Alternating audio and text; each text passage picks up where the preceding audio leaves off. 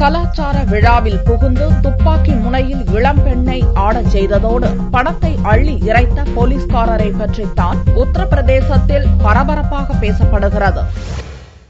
உத்தரப்பிரதேச மாநிலம் ஷாஜஹான்பூர் டவுனில் கலாச்சார விழா நடந்த அரங்கினுள் சைலேந்திர சுக்லா என்ற போலீஸ் கான்ஸ்டபிள் அழையா விருந்தாளியாக நுழைந்தார். மூக்கு முட்ட குடித்திருந்த அவர் நேராக மேடைக்கு சென்றார். மேடையில் ஆடிய நடன பெண்ணை நோக்கி கை துப்பாக்கியை நீட்டிய சுக்லா தன் விருப்பப்படி ஆடும்படி மிரட்டினார்.